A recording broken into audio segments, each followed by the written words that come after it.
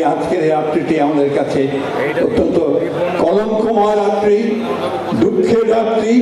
আমাদের বহু জ্ঞানী গুণী মানুষকে সেদিন ঢাকা বিশ্ববিদ্যালয়ে হত্যা করা হয়েছে, জগন্নাথ বিশ্ববিদ্যালয়ে হত্যা করা হয়েছে, পিলখানায় হত্যা করা হয়েছে, রাজারবাগে হত্যা করা হয়েছে। তারপরে এই রাতেই আমাদের সেই বীর নেতা, যাকে বলা হয়েছিল আওয়ামী লীগের পক্ষ থেকে অখ্যাত মেজর, সেই দিন তিনি সেই কালুরঘাট চট্টগ্রাম থেকে পাকিস্তান সেনাবাহিনীর বিরুদ্ধে বিদ্রোহ ঘোষণা করে তিনি যুদ্ধ শুরু করেছিলেন। আর তাদের নেতা, যাকে আমরা অসংগঠিত বীর নেতা হিসেবে মেনে নিয়েছিলাম, যার নির্দেশে তখন বাংলাদেশ চলতো, তৎকালীন পাকিস্তান চলতো, তিনি রাতের অন্ধকারে পাকিস্তানিদের কাছে আত্মসমর্পণ করে পাকিস্তানে চলে গিয়েছিলেন। আওয়ামী লীগের সব নেতৃবৃন্দ তারা পালিয়ে ভারতে গিয়ে আশ্রয় নিয়েছিল। আর আমাদের লক্ষ কোটি মানুষকে অরক্ষিত রেখে কোন দিক নির্দেশনা না দিয়ে সেদিন তারা পালিয়ে গিয়েছিল। আমাদের আজকের এই দিনের সঙ্গে কিছু মিল আছে। তাদের নেত্রী শেখ হাসিনাও জনগণের যখন তারা করেছে, জনগণ যখন তাদের পেছনে রুদ্রসে ছুটে গেছে, তখন তারাও সেদিন তাদের সেই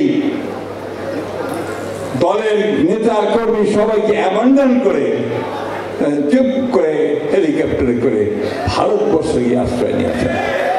মিল আছে না অনেক? মিল আছে বন্ধুগণ। এটাই হচ্ছে চরিত্র। ওরা যখন দেখে যে জনগণ খেপে উঠছে, রুষে উঠেছে, আর সামলানো যাচ্ছে না, তখন তারা পালিয়ে যায়। মানুষকে পুরোপুরিভাবে একেবারে অরক্ষিত রেখেই পালিয়ে যায়। বন্ধুগণ, 1971 সাল আমাদের জন্য আমরা যারা 1971 সালের স্বাধীনতা যুদ্ধ করেছি, আমরা যে একটা স্বাধীন ভূখণ্ড ছিনিয়ে নিয়ে এসেছি, পাকিস্তানের শোষণ, নিপীড়ন, নির্যাতন থেকে তাদের হাত থেকে বের করে আমরা যখন একটা স্বাধীন মুক্ত বাংলাদেশ তৈরি করার জন্য যুদ্ধ শুরু করেছি, আমাদের কাছে নিঃসন্দেহে এটা অত্যন্ত আবেগের, অত্যন্ত আমাদের হৃদয়ের একটা যন্ত্রণার মধ্য দিয়ে আসা একটা ঘটনা। আমরা এটাকে ভুলতে পারি না। সেই জন্যই আমরা এটাকে সবসময় মনে রাখার চেষ্টা করি। শহীদ প্রেসিডেন্ট জিয়াউর রহমান সেদিন আমাদের দিক নির্দেশনা দিয়েছিলেন। আরেকজন মহান নারী, যার কথা আমি বারবার বলি, যিনি সেই দিন যখন শহীদ প্রেসিডেন্ট জিয়াউর রহমান ক্যান্টনমেন্ট ছেড়ে চলে গিয়েছিলেন, তার স্ত্রীকে একা ফেলে রেখে, দুটো ছোট সন্তানকে রেখে, তখন এই নারী সেদিন কিন্তু রুখে দাঁড়িয়েছিলেন। তিনি সৈনিকদের বলেছিলেন যে জিয়াউর রহমানের নির্দেশ ছাড়া তোরা অস্ত্র সমর্পণ করবে না।